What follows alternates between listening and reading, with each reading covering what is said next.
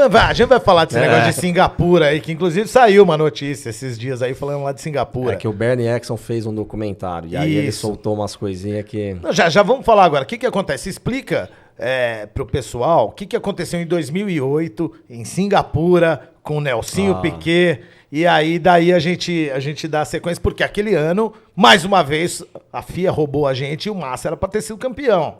O Massa era para ser campeão. Né? E assim, não é tirando o mérito do Hamilton. O Hamilton não tem culpa de nada. Lógico que não. Inclusive, eu defendo a ideia de... Eu acho sim que o Massa deveria entrar com representação. Eu acho até que ele está entrando. Eu vi notícia recente que deve dividir o título. O Hamilton não tem que perder nada, mas o título também é de merecimento do Massa. Porque Singapura é a chave do Foi um grande escândalo, né? Foi. A Renault... E você não pode nem dizer que o Massa é louco, porque não falta parafuso na cabeça dele. Brincadeira. É a mola. Não era parafuso. Era uma mola. E no carro de quem? Do Rubinho, impressionante. Um dos melhores pilotos do O Brasil. Rubinho é extraordinário, eu sou fã do Rubinho, cara. Sensacional. Mas enfim, da Singapura foi o seguinte, em 2008 a Renault estava super pressionada, você tinha o Flávio Briatore que precisava mostrar serviço. Os dois pilotos eram Alonso e Piquet. Alonso e Nelsinho Piquet. E assim, o Nelsinho também, cara, muita gente fala, mas assim, ele tava numa situação também... Pressionado, ele era empregado. Sim. Ele era empregado, então assim, obedece quem tem juízo. Então, dizem que o Alonso não sabia de nada, eu duvido muito. Eles combinaram que numa determinada volta o Nelsinho ia bater o carro para dar um safety car. E ali aconteceu um trecho completamente difícil de bater, o Nelsinho bateu. Foi na reta, não foi? Foi numa saída de curva no início de uma reta. Isso. Ele bate no muro, o carro fica lá, porque é o problema dessas pistas de rua, né? Você tem que entrar com o safety car para tirar detrito e tudo, tirar o carro. E o Alonso tinha acabado de parar no box. Ele tinha parado 1 ou 2 voltas antes. E aí ele vai lá e o Nelsinho bate. Quando todo mundo tem que entrar, o Alonso era o primeiro com o pneu trocado já. Continuou ali em primeiro e ganhou aquela corrida. Sim, pista de rua difícil também de ultrapassar. Então eles já tinham calculado. Se eu não me engano, foi a única vitória que eles tiveram no ano.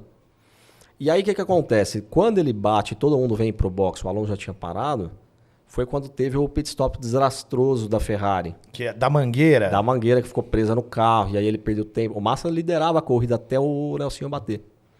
E aí, esse assunto voltou à tona porque o Briatore andou falando... O Bernie Ecclestone andou falando que ele tinha conhecimento do caso já antes de encerrar a temporada. E aí, se isso é verdade, eles tinham que ter feito alguma coisa. Eles só foram fazer depois que acabou o ano. Que aí o Nelsinho foi demitido, né? E aí o pai, o Piquet pai, que é o Nelson Piquet, resolveu falar, ou seja, eles adiaram ali o Nelsinho vexame, né? Abriu a boca e aí, coincidentemente, ele saiu da Fórmula 1. Foi o único que tá fora. Foi? Achei que ele tinha sido demitido antes e falou não, depois. O Briatore também foi banido, né? Foi, mas o Briatore voltou, vira e mexe tá lá. Ele tá sempre com o Alonso. Ele continua sempre acompanhando o Alonso. Ele era manager do Alonso, né? Ele que levou o Alonso pra Fórmula 1. Então, assim, na verdade, quem foi punido foi o Nelsinho. Foi o único punido. Foi o único punido. É. Então, eu realmente acredito. O Massa foi campeão por direito e deveria dividir o título. É que assim, imagina o impacto que isso teria no Brasil, até na formação de novos pilotos. O Massa sendo campeão em Interlagos, vencendo a corrida. Imagina o que seria, o que poderia ter sido o automobilismo brasileiro nos anos seguintes, né? De uma vitória assim. Então, tudo bem, o Massa se entrar hoje, for campeão hoje, Massa, parabéns, campeão, legal demais. Eu acho até que seria muito justo se ele entrasse com uma representação desse título semeado entre ele e o Hamilton. Legal. Mas perde tudo isso que a gente poderia ter vivido, né? Porque o Massa acabou perdendo na última curva aquele título, e aí a história do automobilismo brasileiro até agora poderia ter sido muito diferente.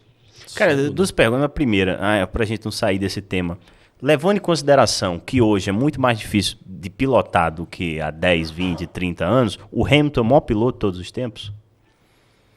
Você me pegou nessa, né? Boa, hein? Se eu falar que eu vou apanhar na hora que sair daqui. Vamos lá, o Hamilton tem os maiores números.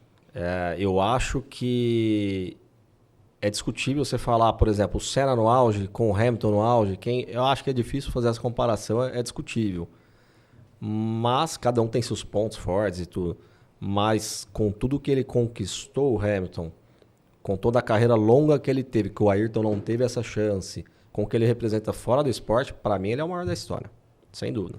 Maior até que o Schumacher. Maior que o Schumacher. Pelo que ele representa também fora do esporte. Sim. Por tudo que ele carrega, tudo que ele defende, eu acho que ele, sem dúvida, ele é o maior.